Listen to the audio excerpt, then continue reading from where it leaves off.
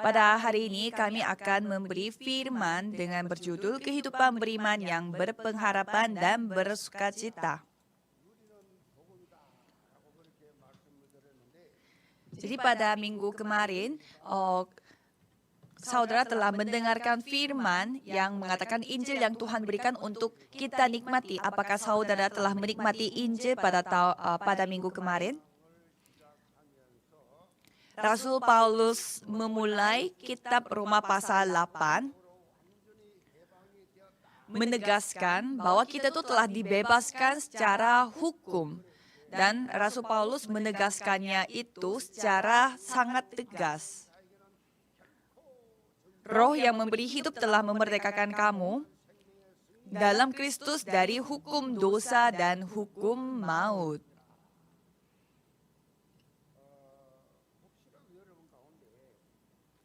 Jika dari anggota jemaat gereja Yewon, jika masih ada jemaat yang masih bingung dengan status secara rohani, apakah sudah diselamatkan atau belum, setiap kali saudara meragukan hal ini, cobalah akui iman saudara dengan membaca firman ini. Amin. Mungkin saudara bisa membacakannya itu dengan suara yang keras, suara yang besar. Jadi saudara harus menghafalkan ayat ini. Pada saat saudara memproklamasikan iman saudara dengan membaca ayat ini, pasti semua kegelisahan dan kekhawatiran akan hilang begitu saja. Mungkin coba kita akui bersama-sama. Mari kita mengakui, mengulangi lagi. Demikianlah sekarang tidak ada penghukuman bagi mereka yang ada di dalam Kristus Yesus. Roh yang memberi hidup telah memerdekakan kamu dalam Kristus dari hukum dosa dan hukum maut. Amin. Ini adalah kemerdekaan secara hukum. Hukum yang ada di dunia saja sama sistemnya. Jika kita melakukan sebuah pelanggaran dan kalau kita sudah melakukan apa yang telah diakibatkan oleh pelanggaran tersebut, kita sudah beres, tidak ada hubungannya lagi dengan hukum tersebut.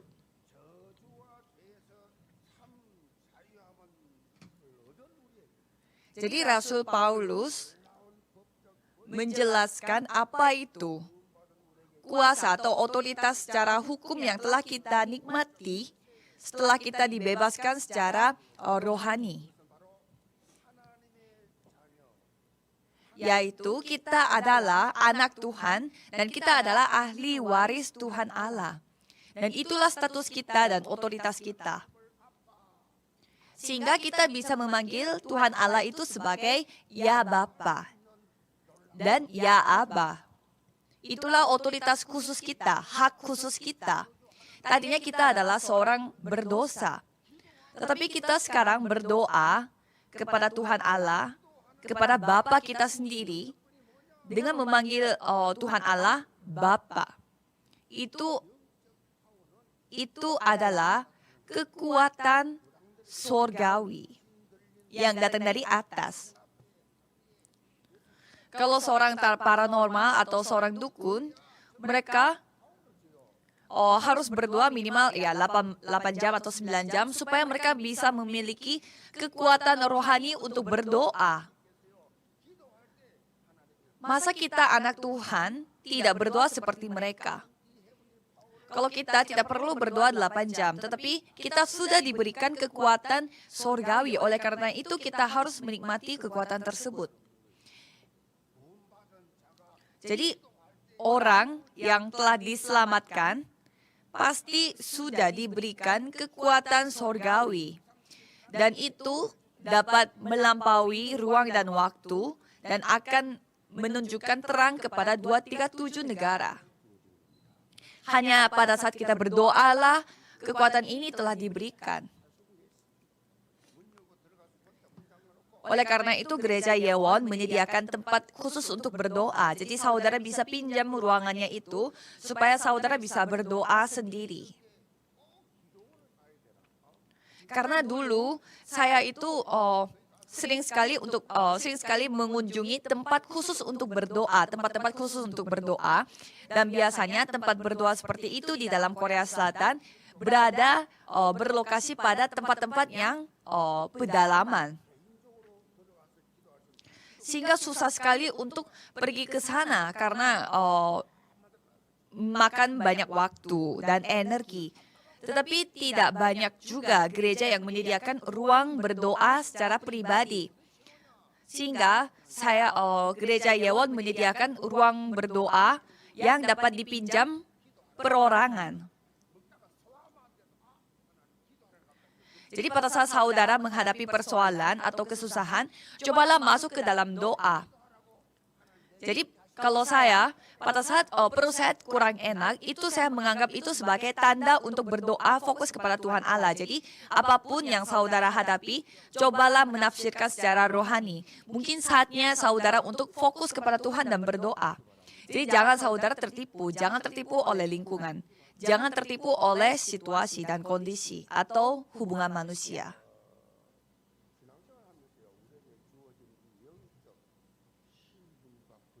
Pada saat kita menjalani kehidupan beriman, saudara harus selalu ingat akan status saudara dan kuasa saudara secara rohani. Apakah saudara ketahui ini dengan baik atau tidak, itu yang akan menentukan kehidupan beriman saudara. Apakah saudara bisa memberi pengaruh rohani kepada orang lain atau tidak, itu semua bergantung pada hal ini. Apakah saudara ketahui identitas saudara atau kuasa saudara. Seorang teolog yang sangat terkenal yang bernama Henry Nouwen, dia mengatakan tentang bagian ini secara nyata. Apa yang dia katakan adalah, salah satu krisis yang kita hadapi dalam kehidupan ini adalah kita terus lupa akan siapa diri kita. Kita sendiri lupa siapa itu diri kita.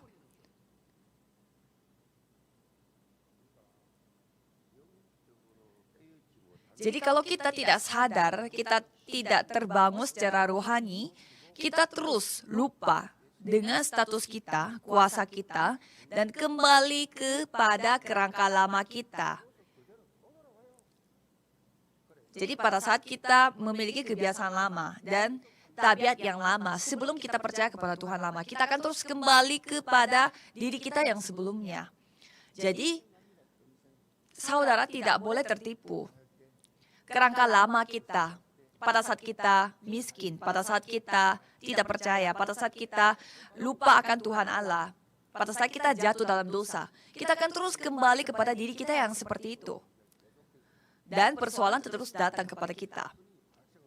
Apalagi pada saat kita menghadapi sebuah persoalan atau sebuah insiden yang buruk terjadi, kondisi nyata kita, maksudnya keadaan rohani kita akan pasti terlihat. Bukan berarti pada saat kita percaya kepada Yesus, semua masalah dan semua insiden-insiden yang buruk itu akan hilang. Bukan begitu. Mungkin dari sisi lain, bisa saja kita menghadapi lebih banyak persoalan. Karena ada lawan kita, si iblis, si setan, mereka berjalan keliling sama seperti singa yang mengaum-aum dan menjadi orang yang dapat ditelannya di dunia ini. Karena mereka adalah penguasa dunia ini. Jadi untuk apa mereka akan menyerang kita? Supaya kita tidak bisa menikmati kehidupan beriman yang menikmati Injil ini. Jadi setan akan terus menanam ketidakpercayaan dan setan akan terus mengganggu kita supaya kita curiga akan firman Tuhan. Tetapi banyak sekali anggota jemaat yang jatuh, tertipu oleh setan di bagian ini. Dan di sini ada caranya, bagaimana caranya saudara bisa ketahui apakah aku tertipu oleh setan atau tidak. Yaitu, apakah kehidupan kita ada damai atau tidak. Itu yang menjadi tolak ukur kita. Kalau jiwa kita, roh kita damai, itu berarti kita tidak tertipu. Dan kalau jiwa kita tidak damai, itu berarti kita lagi ditipu oleh setan. Itu tolak ukur yang sangat jelas. Kalau kita terus bersungut-sungut, dan kita terus berantem sama keluarganya. Dan kalau kita suka iri hati dan berantem dengan orang lain, berarti itu ditipu oleh setan. Itu adalah orang yang lagi dipakai oleh setan.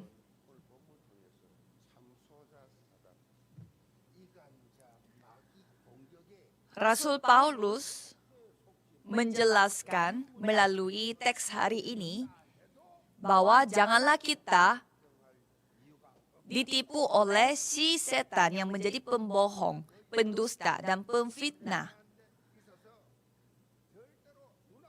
Karena kita tidak akan menjadi khawatir. Tidak peduli apa masalahnya, apa insiden buruk yang terjadi pada diri kita. Jadi kita tuh tidak terikat oleh lingkungan atau masalah yang terlihat di mata. Tetapi malah kita selalu menantikan bagaimana Tuhan akan berkarya di atas persoalan ini. Jadi pada saat kita menghadapi masalah, kita malah menantikan bagaimana cara Tuhan menyelesaikan masalah ini. Itulah kehidupan beriman. Itu yang ditegaskan oleh Rasul Paulus. Jadi saya memberkati seluruh jemaat gereja Yewon supaya saudara bisa mendapatkan jawaban melalui bukti-bukti rohani yang telah dijelaskan oleh Rasul Paulus, dan saudara bisa menikmati kehidupan beriman saudara yang penuh menikmati Injil. Subjudul pertama adalah Roh yang membantu kita dalam kelemahan kita. Mari kita baca ayat 26 dan 27. Demikian juga Roh membantu kita dalam kelemahan kita. Sebab kita tidak tahu bagaimana sebenarnya harus berdoa, tetapi Roh sendiri berdoa untuk kita kepada Allah dengan keluhan-keluhan yang tidak terucapkan. Dan Allah yang menyelidiki hati nurani mengetahui maksud Roh itu, yaitu bahwa Ia sesuai dengan kehendak Allah berdoa untuk orang-orang kudus.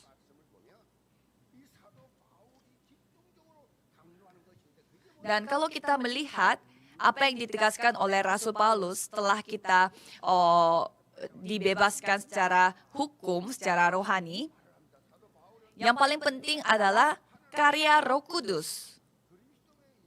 Jadi Rasul Paulus menggambarkan Roh Kudus itu adalah Roh Allah, Roh Kristus. Sampai ia mengatakan jika tidak ada Roh Kristus, dia bukan orang Kristen. Jadi orang yang dibimbing oleh Roh Allah ini adalah anak Tuhan. Dan Roh Kudus ini yang membimbing kita dan membuat kita dapat memanggil Tuhan sebagai Bapa kita. Hanya orang Roh Kudus yang dapat memanggil Tuhan Allah sebagai Bapa kita. Orang yang tidak percaya tidak bisa memanggilnya. Pada saat saya baru merintis gereja, saya masih berstatus seorang penginjil. Jadi pada saat saya mengikuti sekolah, menghadiri sekolah teologi,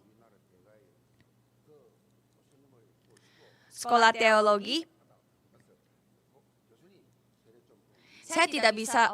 Jadi pada saat saya menjadi penginjil yang lagi bersekolah teologi, saya tidak bisa memberi pembaptisan kepada anggota jemaat saya. Jadi saya meminta tolong kepada pendeta yang lain yang satu sekolah dengan saya untuk mendatangi gereja saya dan memberi pembaptisan.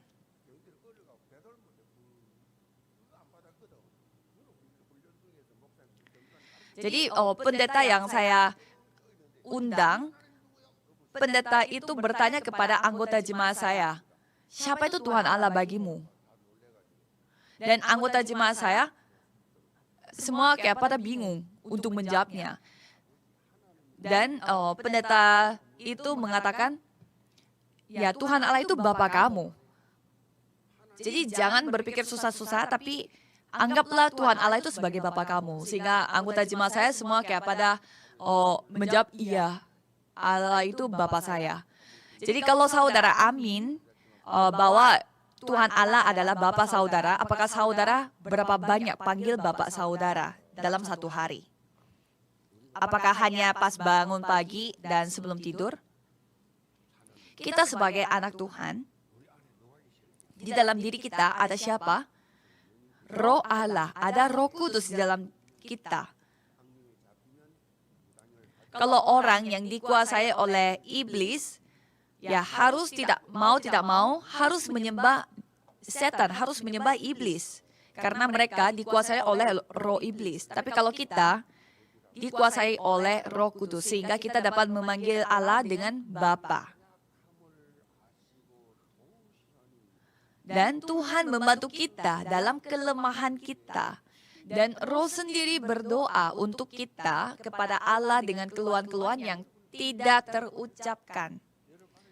Jadi walaupun saudara tidak berdoa, Roh Kudus yang ada di dalam diri saudara akan berdoa untuk menggantikan saudara. Dan walaupun kita berada di dalam persoalan dan juga kesusahan separah apapun, walaupun kita tidak bisa berdoa karena kita terlalu pusing dengan persoalan itu, Roh Kudus yang ada di diri kita, yang ada di dalam diri kita yang akan berdoa untuk kita. Dan akan memenuhi kelemahan kita, kekurangan kita, dan membangun kita kembali, dan memulihkan orang lemah, dan menyembuhkan orang sakit, dan membuat kita terus nantang diri secara iman. Dialah Roh Kudus. Jadi kita selalu diperbaharui oleh Roh Kudus. Jadi walaupun kita berada di dalam kondisi yang penuh dengan negatif dan banyak masalah dari zaman ini, tetapi kita terus bisa hidup dengan penuh pengharapan dan penuh sukacita. Jadi Rasul Paulus terus mengulang untuk menegaskan bahwa kita adalah makhluk yang sangat lemah. Jadi pada saat kita percaya kepada Yesus bukan berarti kita sudah disempurnakan oleh Tuhan Allah, tetapi secara awal, secara aslinya memang manusia itu tidak sempurna. Kita tetap memiliki kelemahan dan kita tetap memiliki kekurangan. Mengapa? Karena kita itu telah rusak secara total. Kejatuhan dan sifat asli manusia itu memiliki karakterisasi orang berdosa. Kalau kita melihat Rasul Paulus Galatia 5 ayat 16 sampai 17 di sana berkata bahwa maksudku ialah hiduplah oleh roh, maka kamu tidak akan menuruti keinginan daging, sebab keinginan daging berlawanan dengan keinginan roh dan keinginan roh berlawanan dengan keinginan daging. Karena keduanya bertentangan sehingga kamu setiap kali tidak melakukan apa yang kamu kehendaki. Amin. Jadi firman ini mengatakan bahwa walaupun kita sudah menjadi anak Tuhan melalui percaya akan Yesus Kristus, kita tetap hidup berlawanan. Karena kita hidupnya di dunia yang penuh dengan Kejadian pasal 3. Jadi dua pilihan itu apa? Satunya hidup yang menuruti keinginan daging dan satunya lagi hidup yang menuruti keinginan roh. Jadi kehidupan yang menuruti keinginan daging adalah kehidupan yang lemah. Apa itu kehidupan yang lemah? Kehidupan yang berpusat pada diri sendiri, materi, dan kesuksesan duniawi, yaitu Kejadian pasal 3, 6, dan 11. Jadi sebagai dampaknya, hidup yang menuruti keinginan daging, mereka akan tidak dipimpin oleh Roh Kudus karena mereka selalu mengikuti keinginan daging. Dan mereka jadinya tidak bisa menikmati berkat yang Tuhan sudah berikan.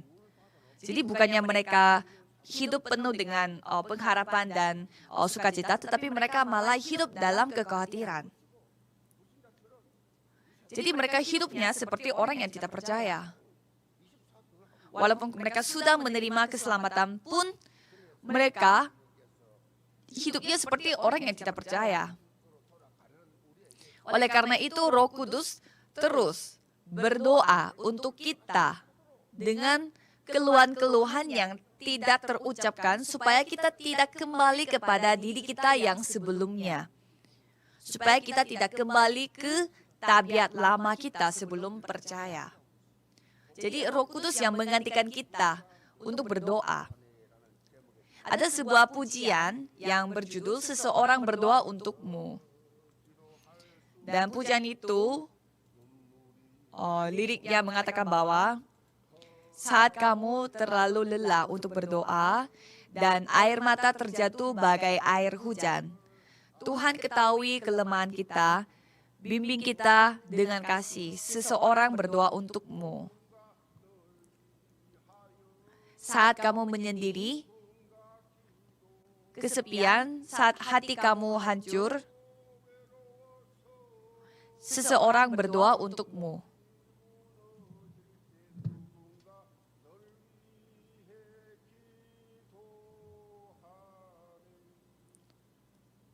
Itu liriknya pujian yang berjudul Seseorang Berdoa Untukmu. Siapa itu seseorang ini? Yaitu Roh Kudus. Ya pasti ada orang-orang yang berdoa untuk saudara. Pasti saudara memiliki tim yang berdoa bersama-sama, tetapi seseorang yang selalu berdoa untuk saudara, untuk menggantikan saudara dengan keluhan-keluhan yang tak terucapkan itu adalah Roh Kudus. Jadi Roh Kudus selalu bersama dengan kita 24 jam. Jadi Roh Kudus ini yang memberi kekuatan baru kepada kita.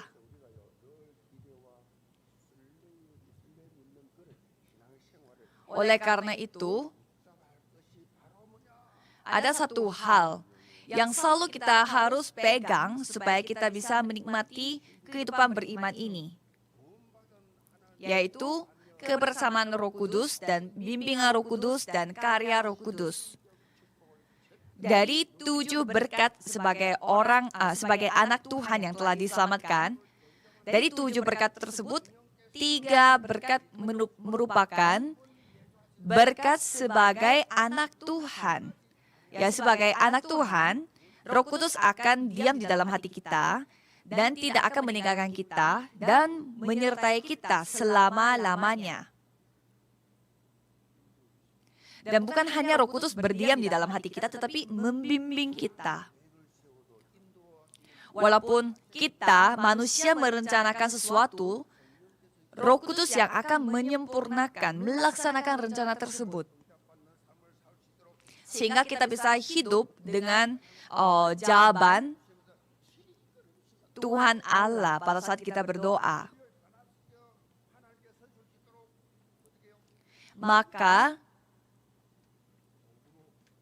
Tuhan memakai kita sebagai alat yang paling kuat yang dipakai oleh Tuhan Allah, yang layak dipakai oleh Tuhan Allah. Kalau kita melihat ayat 27, apa yang Roh Kudus berdoa untuk diri kita?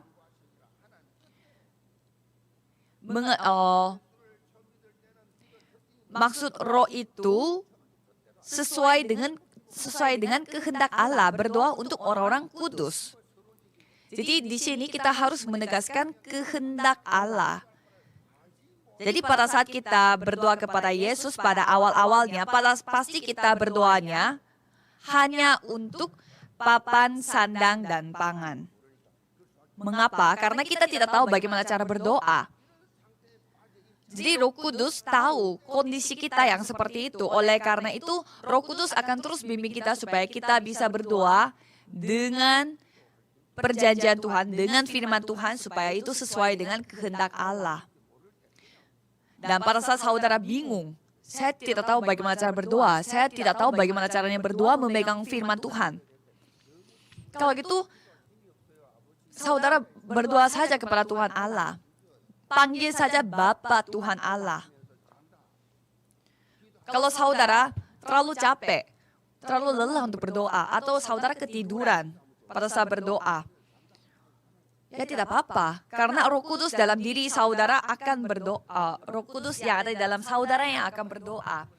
Jadi Tuhan mengetahui hati kita. Jadi bagaimana caranya?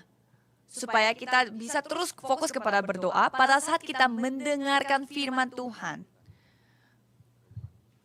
Jadi kalau kita hanya mendengarkan firman Tuhan dan Roh Kudus tidak berkarya, kita tidak bisa menyadari firman ini. Jadi Roh Kudus akan membimbing kita supaya kita bisa memegang firman pada hari Minggu dan bisa berdoa.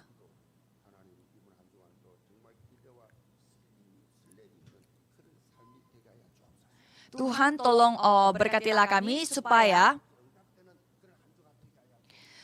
selama 1 minggu kemarin kita berdoa supaya 1 minggu ke depan firman tersebut dapat diaplikasikan dalam kehidupan sehari-hari saya.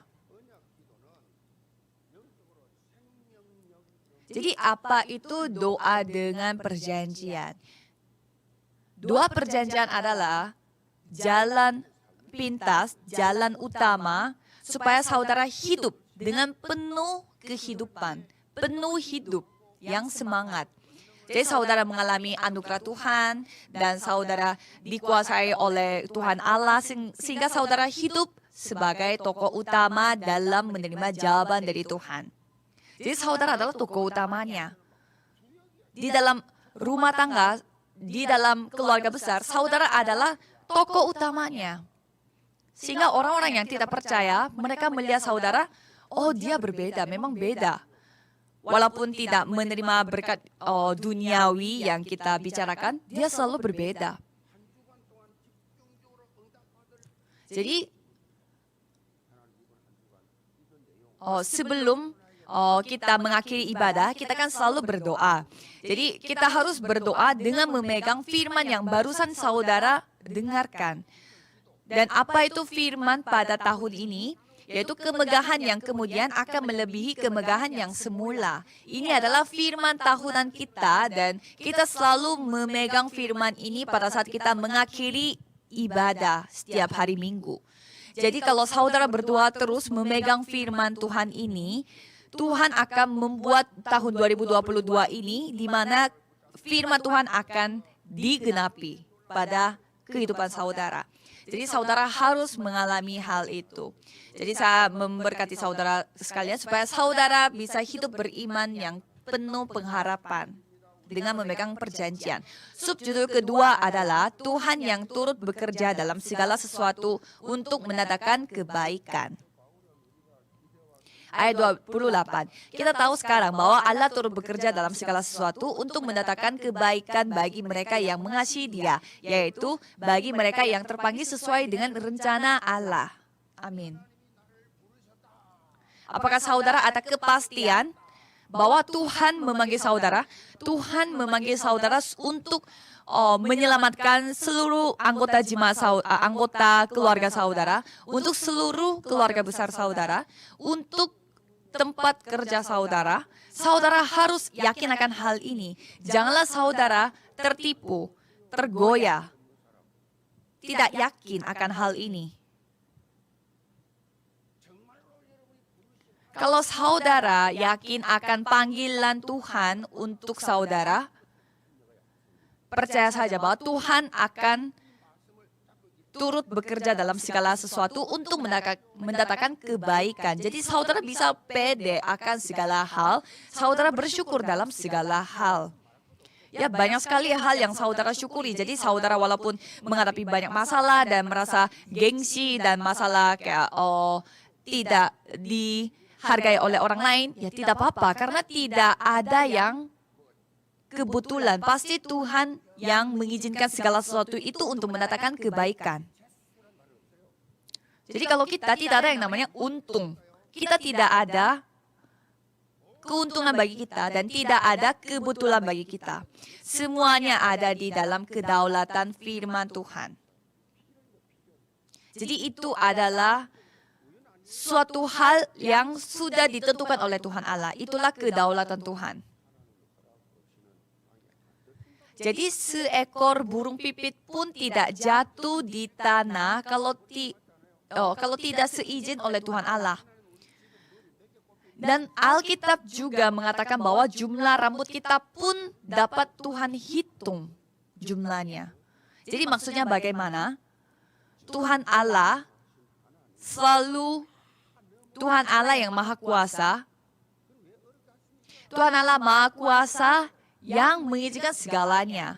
Jadi mengapa Tuhan tidak mengizinkan hal itu pada saat ini? Karena ada jadwal Tuhan.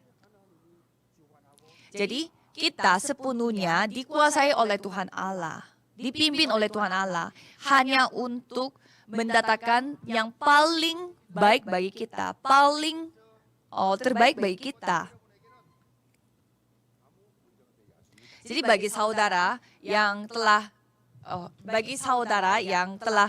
diselamatkan oleh Tuhan Allah, pasti Tuhan rencanakan segala sesuatu.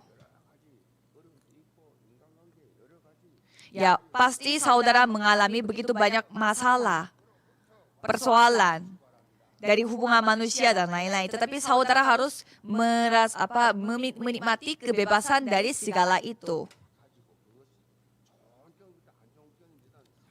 Jadi tidak peduli apakah itu pengalaman buruk atau pengalaman baik, tidak peduli. Karena kita adalah anak Tuhan, jadi semua akan datang dengan penuh kebaikannya.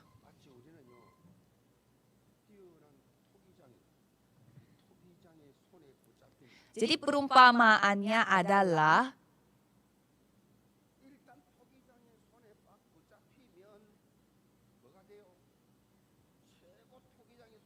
jadi umpama kita itu adalah seperti tanah liat di tangan tukang periuk. Jika tanah liat di tangan tukang periuk, itu akan menjadi wadah yang terbaik. Jadi prosesnya pasti dikuasai oleh tukang periuknya. Jadi tukang periuknya bisa saja mengimpit dengan tangan dan menghaluskan dengan kakinya dan juga membakarnya di dalam api yang sangat panas. Tapi yang penting kita melewati semua proses ini dan tanah liat itu akan menjadi sebuah wadah terbaik yang bersinar. Setelah Tuhan melatih kita, kita akan menjadi sebuah emas yang telah dikikis dengan baik oleh Tuhan Allah. Seperti perumpamaan tukang periuk dalam Yeremia pasal 18, Tuhan adalah tukang periuk rohani kita. Jadi sekali kita dikuasai oleh tukang periuk, kita akan dibuatnya menjadi karya yang terbaik. Jadi percayalah kepada kedaulatan Tuhan yang mutlak.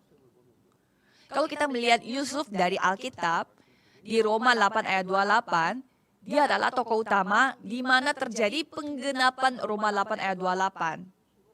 Dia itu tadinya budak dan menjadi seorang menteri. Dan Yusuf itu hampir mati dan berada di dalam tahanan. Tetapi menjadi seorang perdana menteri dan menjadi pemimpin pada zaman itu. Kita bisa melihatnya. Dan kalau kita melihat Yusuf di sana, ia mengakui imannya yang sangat luar biasa. Di Kejadian 45 ayat 5 berkata, tetapi sekarang janganlah bersusah hati dan janganlah menyesali diri. Karena kamu menjual aku ke sini sebab untuk memelihara kehidupanlah Allah menyuruh aku mendahului kamu. Amin. Jadi Yusuf telah menyadari rencana Tuhan yang luar biasa. Tuhan turut bekerja dalam segala sesuatu untuk mendatangkan kebaikan.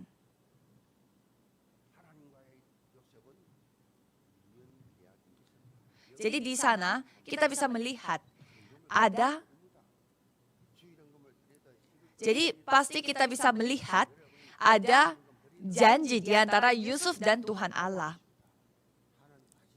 Jadi Tuhan mengetahui segalanya, Tuhan tahu pokok doa saya, Tuhan tahu kondisi saya. Dan saya selalu percaya bahwa melalui hal ini Tuhan akan mendatangkan kebaikan bagi saya. Jadi tidak ada masalah. Kita pergi sebagai budak, walaupun kita dijual oleh orang, walaupun kita disalahpahami oleh orang lain dan dijebak dalam kasus yang buruk, tetapi tidak pernah putus asa karena kita selalu memegang perjanjian sehingga pada nantinya hidup sukses secara duniawi juga. Tetapi sukses duniawi pun Yusuf tidak pernah memegahkan diri, tidak pernah membanggakan diri. Mengapa? Dia menjadi seorang Perdana Menteri bukan karena dianya yang hebat, dianya yang pintar, tapi Tuhanlah yang memimpin dia. Jadi Tuhan itu hidup, tetapi tidak terlihat di mata. Tapi melalui kehidupan anak Tuhan seperti kita lah, Tuhan akan menunjukkan bahwa Tuhan itu hidup. Dan khususnya pada teks hari ini mengatakan Tuhan turut bekerja dalam segala sesuatu untuk mendatangkan kebaikan. Jadi apa itu kebaikan bagi kita? Jadi apa itu kebaikan tersebut? Yaitu hanya untuk menyelamatkan jiwa. Supaya jiwa itu bertemu dengan Tuhan Allah. Penginjilan misi. Untuk menyelamatkan jiwa itu yang diprioritaskan dalam kebaikan Tuhan Allah. Jadi kalau saudara memprioritaskan segala sesuatu hanya untuk menyelamatkan jiwa, itulah arah yang searah dengan Tuhan Allah. Kalau gitu, Tuhan Allah akan turut bekerja dalam segala sesuatu untuk mendatangkan kebaikan. Jadi dalam kondisi apapun saudara akan tidak akan putus asa. Dan walaupun saudara berada di dalam krisis dan berada di dalam kondisi yang sangat mematikan, melelahkan, tidak apa-apa. Karena itu pun akan mendatangkan kebaikan Tuhan Allah. Dan hasilnya apa? Hasilnya Yusuf itu adalah penginjilan Roma, penginjilan Eropa. Pada saat Rasul Paulus bawa Injil ke Asia yang menjadi negara maju pada saat itu. Dan karena Rasul Paulus, orang-orang yang memiliki Injil yang pergi ke Eropa, maka Eropa menjadi negara maju.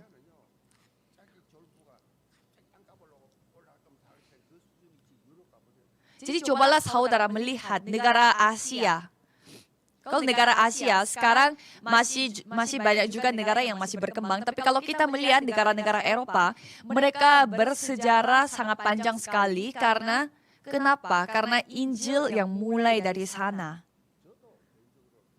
Jadi saya secara pribadi, saya sangat senang dengan Roma 8 ayat 28. Saya sudah berulang-ulang menceritakan kepada saudara bahwa Roma 8 ayat 28 ini yang menjadi turning point, menjadi titik balik dalam kehidupan saya.